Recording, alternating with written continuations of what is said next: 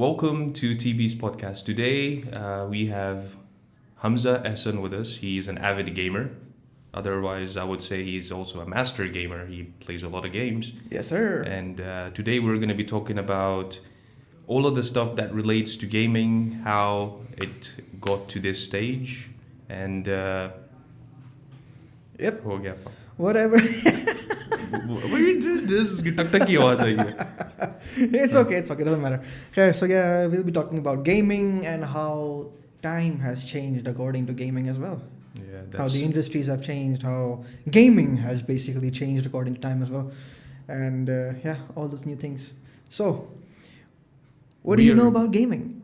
Well, I've been gaming since day one, I would say, since I got in touch with gaming, and it was my cousin that introduced me to gaming. The first game that I did play was a horror game. Apparently now it's very trendy. It was Resident Evil 2. I hate that game.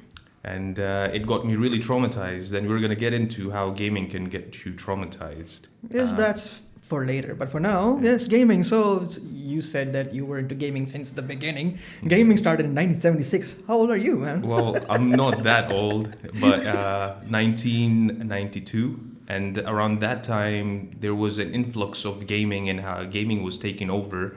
Yes. And a lot of people actually were playing games, but what they were doing was they were going outside rather more. But around that era, what happened was they started staying indoors more, and they were playing with bunch of different consoles. And I believe around that time it was Nintendo, Atari, and a bunch of other that would ones. be considered, I believe, the second generation of gaming. Yeah. Because the first generation of gaming, it started from around 1976 and carried around to the point of 1992. Yeah, that's correct. So yeah, that was the time around when they had Magnavox. Never heard of this damn thing, I've but never heard of it too. sounds very, very ominous, like Magnavox. Kind of reminds me of Transformers, Yeah. Omnitron, something. It must be some kind of a what do you call them?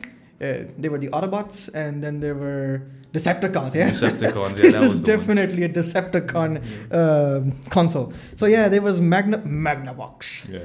and then there was NES and SNES and Nintendo and all these fun parts. And around the time you said you were born, that was the time when the PSX or the PlayStation 1 came out. Yeah. So that was a very good period for gamers, actually. That's when the good, the discs and all those things and all the fancy 3D games started coming out. So yeah, that was, I believe, the time when the gaming golden era started.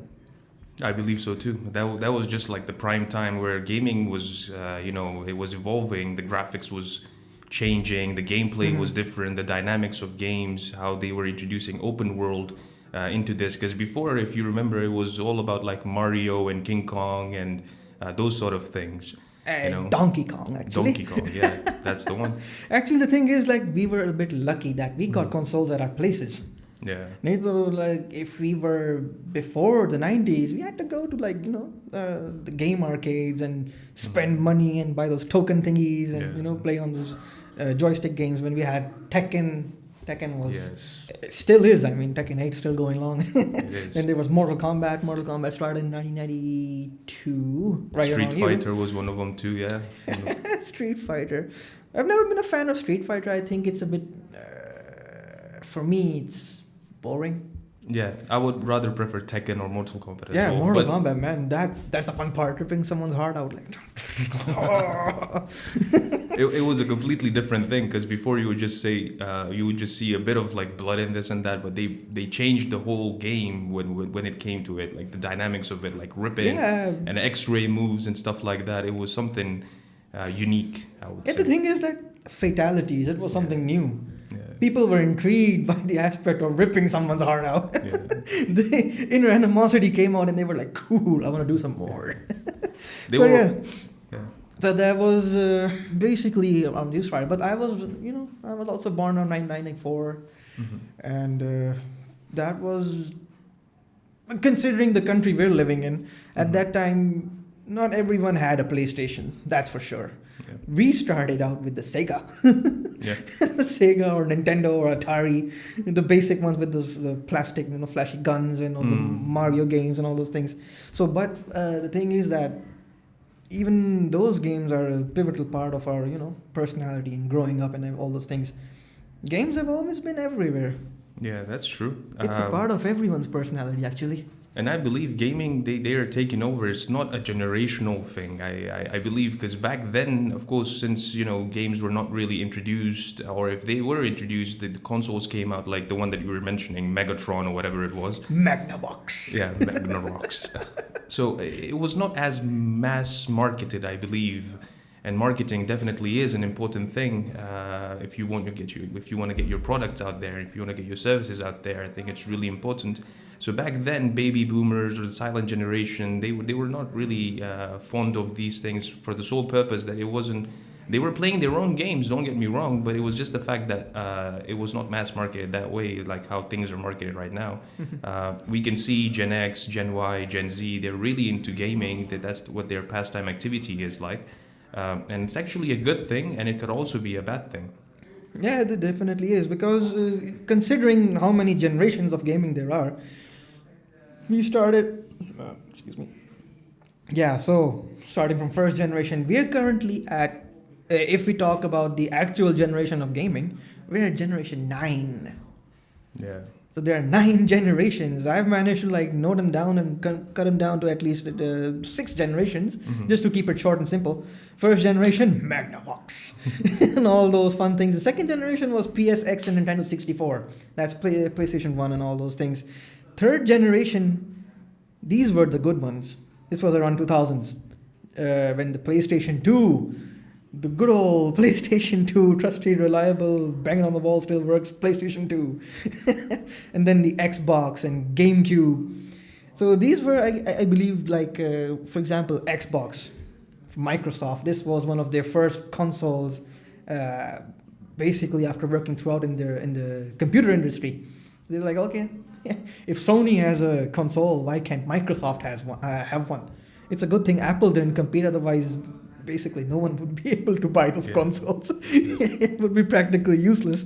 And so since the 2000s, third generation, they just started amping up the consoles. Then they went from to the period of 2006. That's considered the fourth generation. The Xbox 360 came out. The names were a little bit confusing. They started off with the Xbox, then Xbox 360. Then we were thinking about Xbox, something that doubled from 360, but no. They came out with Xbox Series X. Yeah. That doesn't make sense. You would be expecting an Xbox 720, but not Xbox Series X, Xbox One. Yeah. Went from 360 to 1. Yeah. That's like Mortal Kombat 9. No, Mortal Kombat 11. Next one, Mortal Kombat 1. What happened with 12? So yeah, and around the 2006 time frame, there also came the first, handheld gaming, handheld console gaming. Actually, that's considered Wii. Yeah. So yeah, never been a fan of Wii anyway. Yeah, personally, I've never been a fan of those as well. There was and in handheld gaming, there was PlayStation, which I think PSP. There you go. PlayStation, PSP. There was Nintendo. Game Boy. Yeah, Game Boy was there as well. I think those were the ones that were pioneers. Yeah, those were the pioneers. If we consider mini gaming, mini consoles, I think the Game Boy has been one of the best running. Yeah. The Game Boy Advance, Game Boy Color, Game Boy XP, Game Boy. What was the name after Game Boy XP? And then there was, and then the Nintendo DS then came out. DS, Nintendo 3DS, Nintendo. I don't know how many Nintendos there are a whole bunch of them, and I think in a way that's a good thing as well, because there's not a monopoly of one company just running all of these things. When competition comes in, advancement comes in. So before we get into the advancement of how gaming has changed, or how the consoles have changed, and what they have brought into this, the idea of gaming itself, what do you feel like? What are the disadvantages to this? Should a person actually be playing games? Okay, the thing is that if you look at the news articles and all those things and all the hoopla in the past, uh, if we talk about the US, the thing is that the topic of gaming has been quite controversial in some aspects. For example, I read this news article that a person actually like did some sort of violence in society, and the news people were blaming gaming for it for some reason. And they were like, he's an avid player of GTA, and GTA incites violence and all those things. And I was like, I've been playing GTA since I was 8 years old. I'm fine. Yeah, exactly. I mean, it does not define every single person or every single case, just the gaming itself. I mean, but there might be some aspects to this, which people can take into consideration, that if a person's already violent or has violent thoughts, maybe playing these sort of games can actually affect him actually, into. I think every person is prone to tendencies. I agree. That's a thing. So, not everything could have a positive or a negative impact on a person. So you cannot single out one thing. If I'm eating apples continuously and playing gaming, one thing could be negative for me. Eating too many apples, my stomach gone bad. Yeah, that makes sense. That definitely does make sense. So it's something like that. But there are plenty of advantages and disadvantages of gaming, actually. If we talk about advantages, I'm not gonna put myself as an example because I'm not that exemplary. Anyway, but the things are that a person who they've done plenty of research. They've done researches or research and all those testings and all those things on people, and they've come across some interesting aspects. For example, a person who's been playing games all the time, they have better problem solving abilities. I agree on that. There's some research about this as well. Hand-eye coordination, I believe that's one of those things.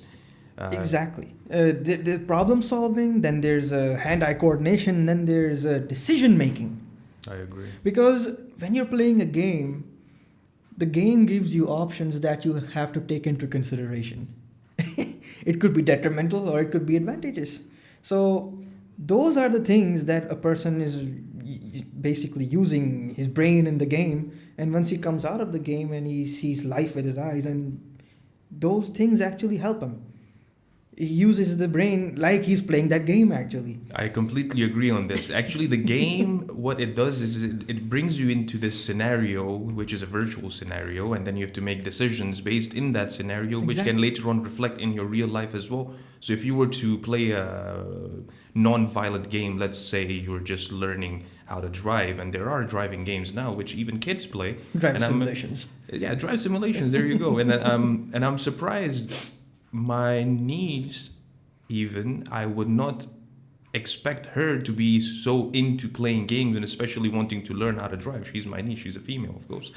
What's wrong with females? And No, driving? there's nothing wrong with females and driving. Oh. I'm actually really glad that they're coming in, and joining us on the roads. The fact that Generation Z, if I were to say particularly, seeing her play those games and much better than me in terms of parking.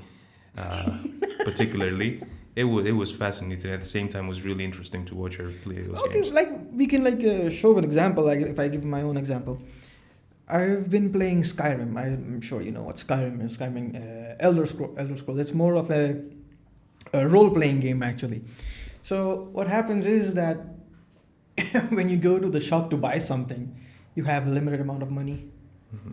And thing you want badly, you have to make certain decisions. So playing that game, now what I do in real life is whenever I'm going out to buy something, I have to check the value, I have to check my own pocket, and I make decisions accordingly as I'm playing Skyrim. If it's going to benefit me, or if it's not going to benefit me, or is this completely useless, or if it's a long-term effective decision. Yeah. So that's how I take life. So I think it's a good ability. And it helps a lot, and especially social skills. People talk in games among to other people. There are forums in there. There's like group chats and all these things. People actually What I've learned is that people are more comfortable talking to people behind a screen Yeah, rather than face to face. true. That level of comfort, it gives them a comfort level. Otherwise, if a person is talking face to face, they might mumble or like how I'm doing, I'm stumbling and something like that. So yeah, that is something that basically helps socially people with social anxiety actually. Yeah. So that's a pretty good thing. But if we talk about disadvantages, oh, there are plenty. I've noted down, like I have a few points. One is the major one. I believe it's poor mental health. It is what again? Poor mental health. Poor mental health. Yes. And how would you say that gaming actually gets you in a position where you have poor mental health? Okay, let me tell you one thing. Poor mental health is if, for example, you're playing FIFA. Now there's a point where you're opening packs and you want, okay, I want to pack Messi, I want to pack Ronaldo and all these things. And it doesn't go your way. You get a player named Mbamba for some reason. And you're so angry, you spend money, you get Mbamba, you start smashing a controller. Yeah. That's an example of poor mental health. You have zero control over your anger. So that is a problem for mental health. And it's not just FIFA. It's even Call of Duty. When you're playing Warzone, someone comes up and knifes you in the back and you're like cussing your mind out, Yeah. smashing your keyboard and all those shit. Your mom comes in, you punch your mom and all those things. Oh, I think that's a bit too far. But yeah, Could happen. it could happen. Could happen. I wouldn't deny that. And alongside this, there's dopamine addiction. Because something that makes you feel good is the release of dopamine. And gaming gives you excess dopamine that you don't need. So yeah, that's dopamine addiction. That's a poor, I think, a good disadvantage. Good disadvantage. That sounds funny. It's good. Here's the funny one. Relationship issues. Oh, I want to know about that. How does that affect? You punch your mom. You punch your mom. There you go. We shouldn't be punching moms. Okay, so relationship issues, when I was studying this stuff, where I wrote this down, so what they're trying to say is a person cannot maintain a healthy relationship with another human just because he's an avid gamer. Because with addiction comes more time spending within the game, and then the other person like starts complaining, and the other person loses his mind and gets more aggressive. Hence a bad relationship. Yeah. And Well, then you punch your mom. And then you punch your mom. Yeah. I have to say this again. Don't be punching moms, yeah? So anything, I believe, in moderation, I think that's how you go forward with it.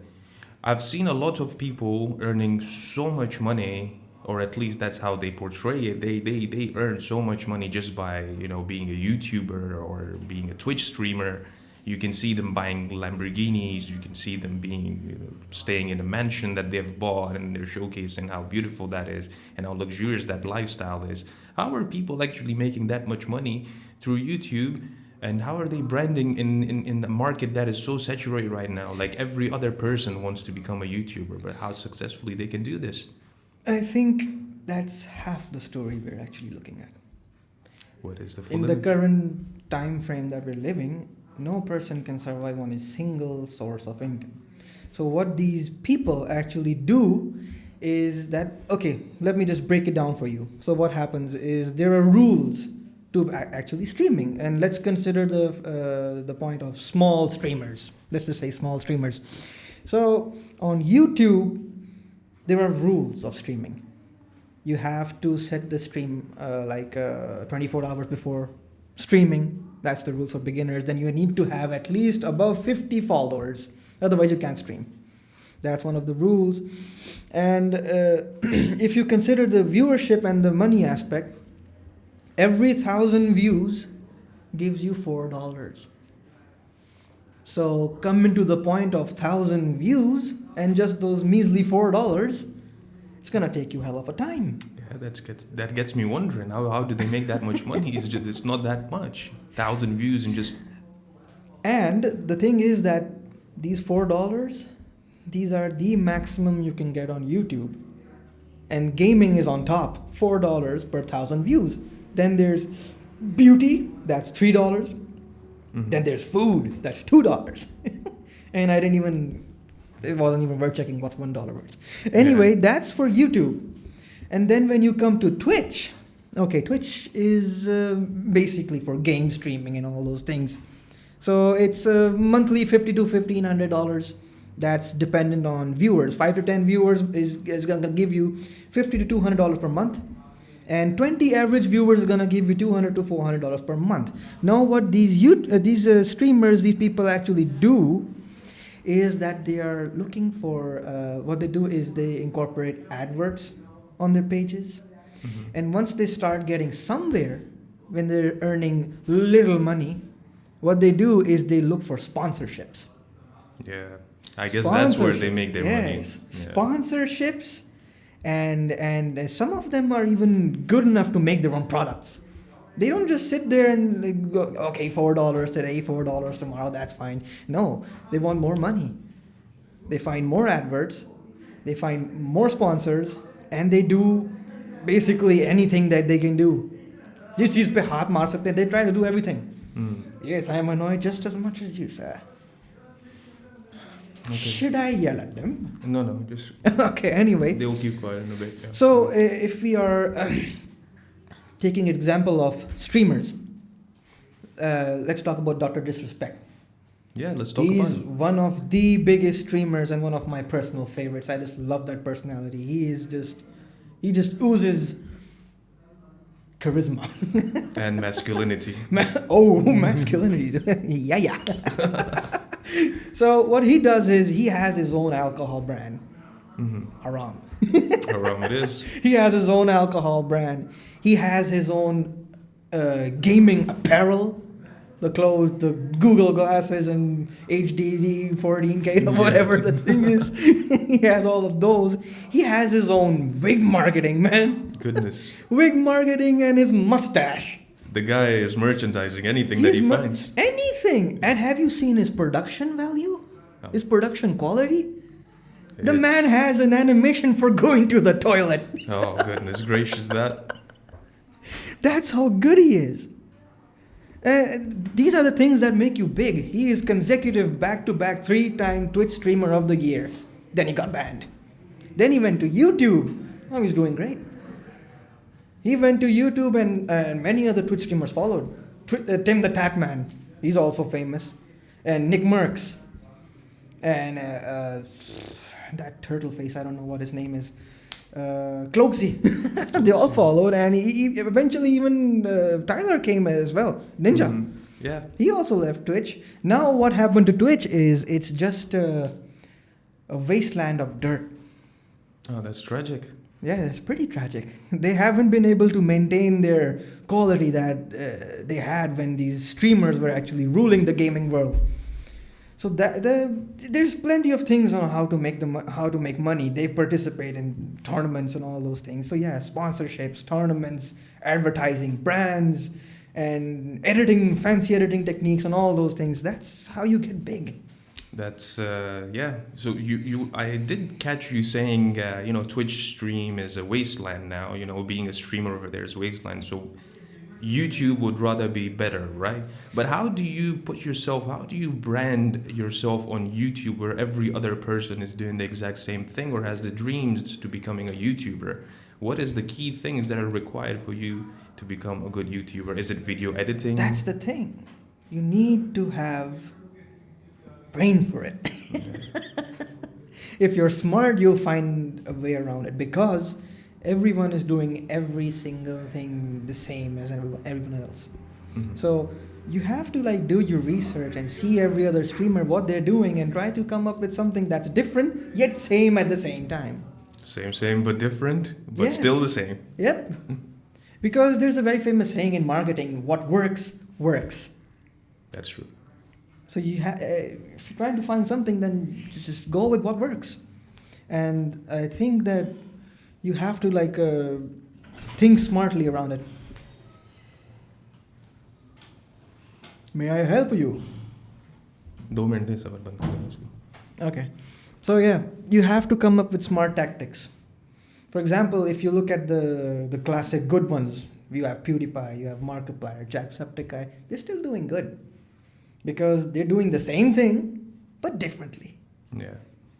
At the end of the day, I think it all comes to how you personally brand yourself. And with personal branding, what comes into play is you have to have your research. You have to know what you want to do and how differently you want to do it. Yes. So everyone is making videos. They're just cameras, just like how we have over here, and we have a bunch of lights. So it's up to you how you create something that is unique, which is worth watchable. People would enjoy watching that, and the fact that how beautifully you can edit it. So here at Thinking Box, we have a full-fledged team that can video edit. Yeah. We have a team of editors here at Thinking Box that can actually help you brand yourself properly. So if you're interested in something like that, you might as well catch us next time when we want to discuss more about that. Thank you so much for joining us today, and Allah Hafiz. Bye.